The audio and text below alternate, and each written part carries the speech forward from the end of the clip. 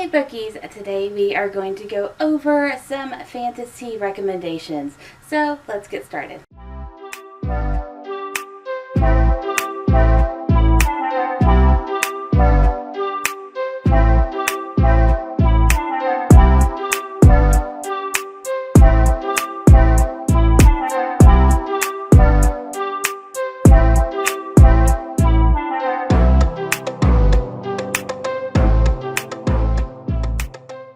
I am a huge lover of fantasy books, and I read a ton of fantasy books every year. This year's shaping up to be more of a contemporary romance year, but I usually read a lot of fantasy. I like fantasy, sci-fi, dystopian, anything that falls under the umbrella.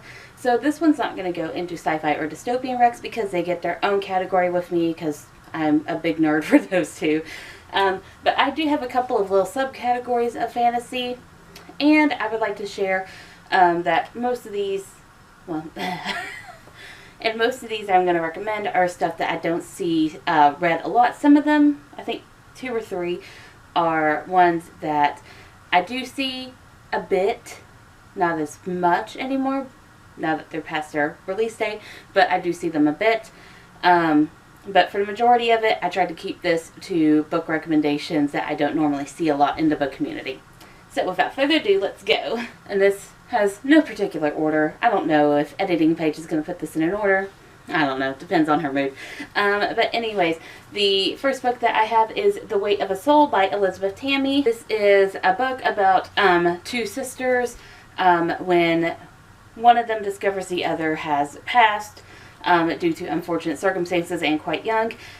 She wants to do anything to bring her back, even making a deal with the god of deaths and all that stuff. It goes into Norse mythology, and it's such a well-written book.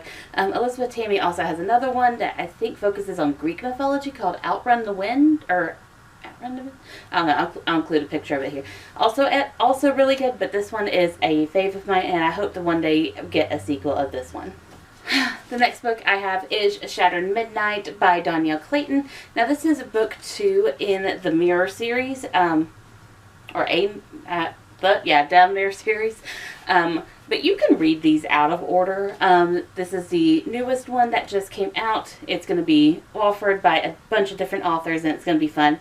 But basically, in the timeline of this one, we follow our main character, who is the offspring of witch lineages on both sides. She has a lot of wild magic. Not the Tamora Pierce wild magic, unfortunately, but the very crazy, chaotic wild magic.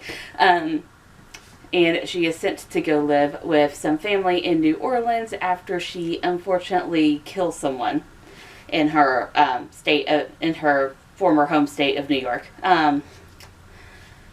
So yeah, it's about her trying to tame her magic. She gets in touch with someone who does voodoo, and they say, hey, I can strip that magic from you, and it's her choice on whether to do that or not. There's a bunch of other things in here. The main character is black, and it offers a really, really good perspective of what New Orleans looked like to a black character during that time period.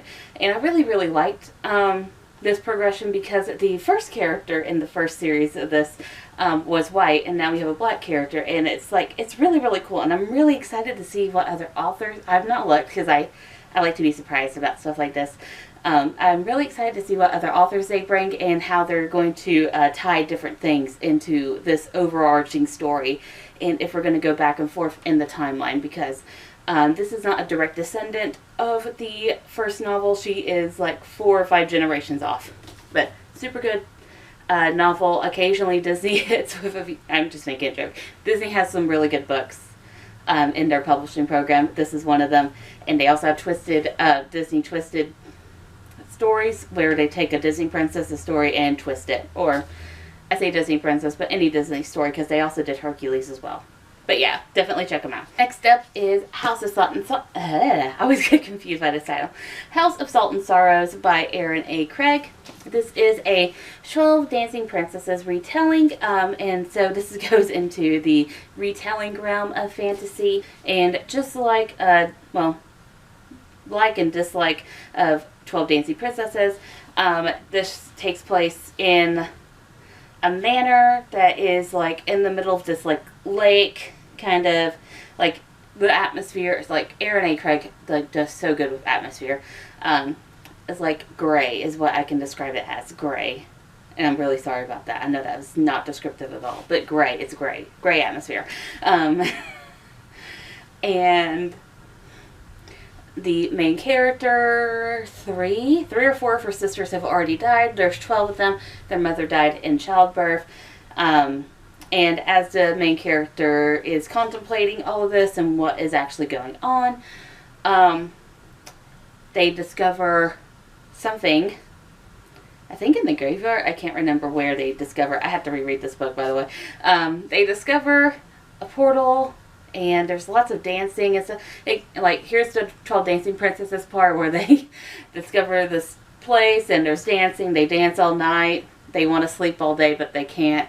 Yeah, it's very, very, I keep wanting to say gray. It's like it has an overall, like, thriller feel to it. Like, thriller atmosphere, but it's a fantasy. And it's just, like, I can't, like, it's really good. It's really good. I highly recommend this one. The camera position has changed. I'm sorry, I had to change the battery and I had to turn on the light because I completely forgot about that. I'm going to recommend a couple of graphic novels now because I consider them kind of a subset of, well, they're their own category. But there's fantasy, so graphic. You just go with it. Okay, anyways, the first one is Heartless Prince by Angela DeVito and Lee Dragoon. This is a fun book. Basically, the main character is this princess from a kingdom that was taken over by these monstrous creatures. She's the only person from that kingdom still left alive. She is found and transported to this other kingdom where they basically raise her as a daughter. And she kind of falls for the prince, but he's getting arranged to someone else. When there is an incident where one of the creatures comes into the kingdom and steals his heart, thus making him a heartless prince, it is up to her to save him. And it's really, really fun because it's a Princess Saves a Prince novel. And I really, really like it because, you know, sometimes you just get tired of princes saving princesses. Why can't we go save the prince? And this novel proves that we can. Another graphic novel that is fantasy is Squire by Sara Alfageeh and Nadia Shammas.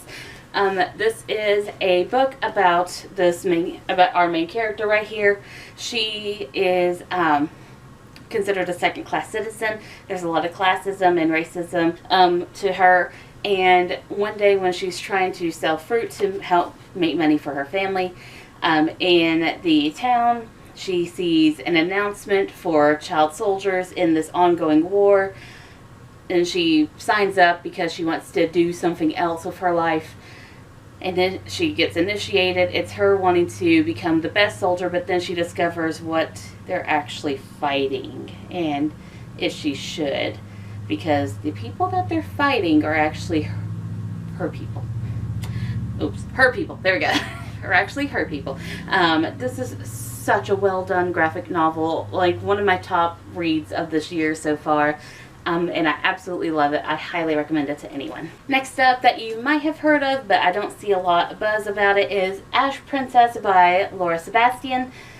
This is a really fun book that I really like describing, that goes into a little bit of generational trauma and generational impact. But the story goes is that there's this princess. She's a little girl. She lives in this kingdom. The kingdom is full of people that have these different powers depending on, like, elements and stones and stuff like that. Like, the stones help activate their powers, etc., or enhance their powers, etc., etc. Her mom is the ruling well, her mom is the ruling queen. She is expected to take the next one. It's like a matriarchal society, I think is what it's called. I don't know. It's like 7 in the morning. Give me a break. But anyways, she's expected to take the throne. One day when she's like 5 or 6, a warring kingdom comes over and they brutalize the area. They kill the mother. They kill her mother. They take her people hostage. A lot of people end up dead. She becomes a political hostage for them. And so throughout the series, you're following her. In the first book, you get to see like a lot of like the emotional and mental impact of being a political hostage has taken on her. In the second one, you start to kind of get these other stories of how other people around have been affected, including people from the kingdom that has overtook hers.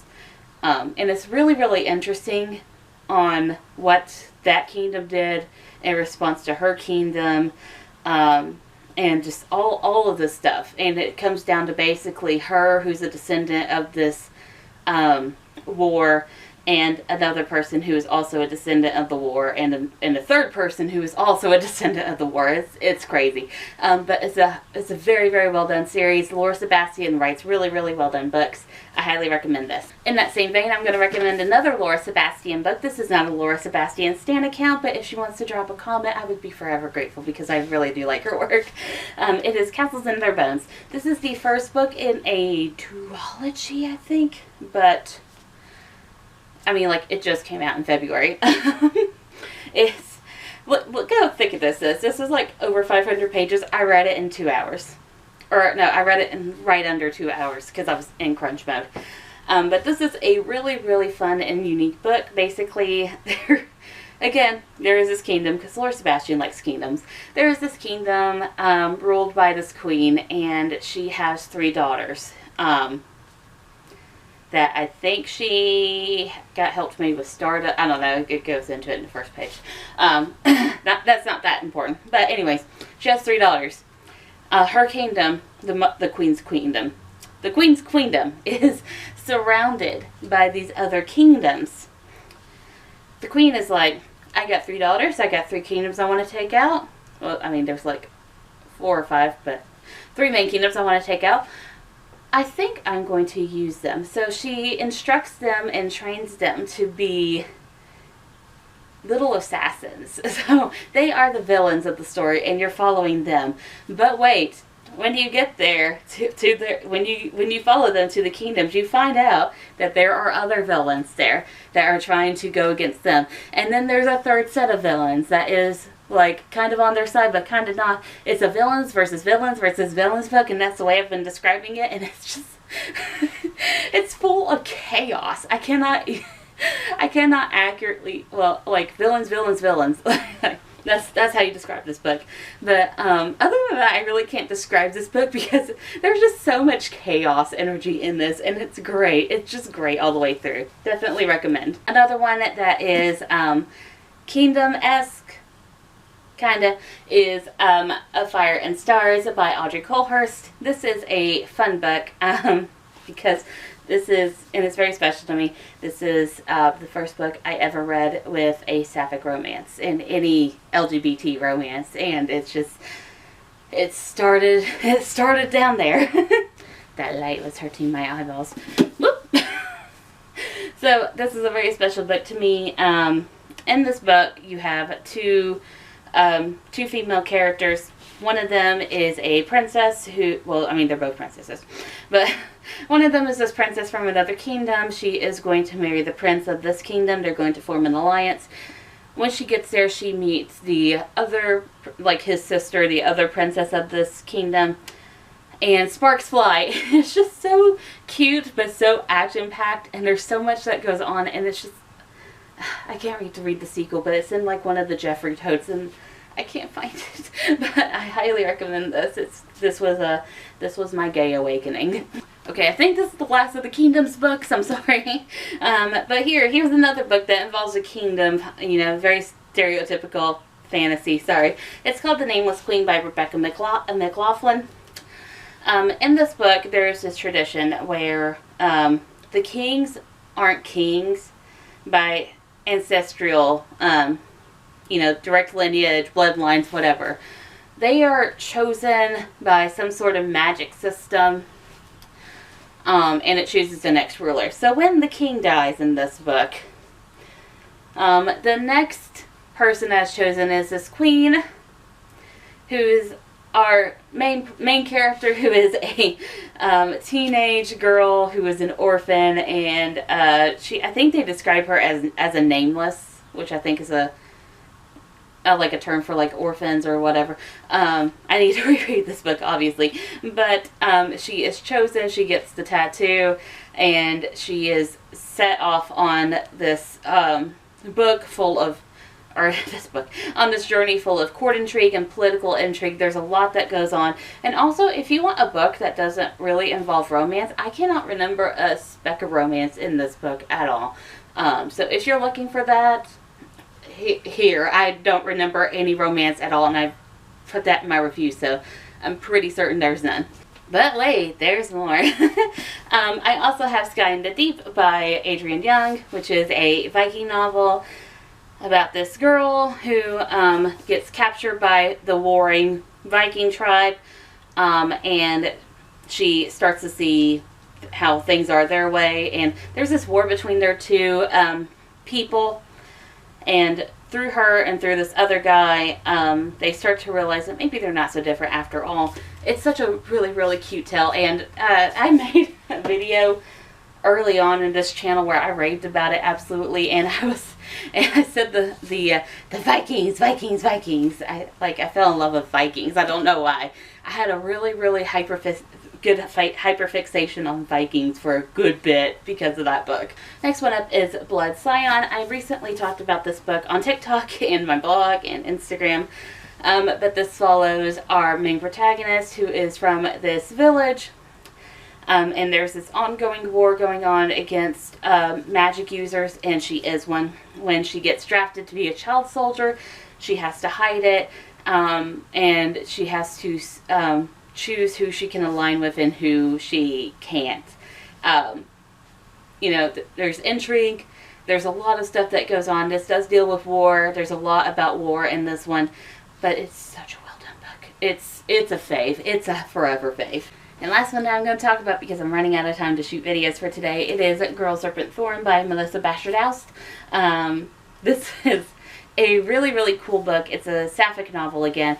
But basically there's this girl, our main character, and she has, I would describe it as like poison ivy ability. She can do stuff with plants, but it's not the good poison ivy ability, because they kind of kill people. So she has been locked away for her own good. Her brother is about to get married. She feels like everyone is just moving on with their life, and here she is literally stuck. She tries to make this deal to have her powers taken away. It leads her on this epic journey of epic proportions. I listened to this on audiobook, and like I was just like, wow. I thought we would like basically sum up stuff, but we just kept going and going. There's just, it doesn't look like that big of a novel, but there's so much packed into this. So if you're looking for a action-packed book, this is it. And because I really, really like fantasy still, I'm going to show off some honorable mentions that I don't have time to get to today, but will help remind me in the future that, hey, you need to talk about these books, Paige. So, we have Girls of Paper and Fire by Natasha Wynne, Cemetary Boys by Aiden Thomas, The Deepest Roots by Miranda Acevedo, The Babysitter's Coven by Kate Williams, The Gilded Ones by Namina Forna, Forest of Lost Souls by Lori Emily, Akata Witch, and Ray Bear by Jordan Wake. So yeah, that is a lot of fantasy recommendations. Maybe next year I'll try to trim it. I don't know. I really like fantasy. I hope you do too, because I just gave you a ton to read. So tell me what book from this big list of books that you're going to check out, and I'll catch you guys up in a bit. Bye!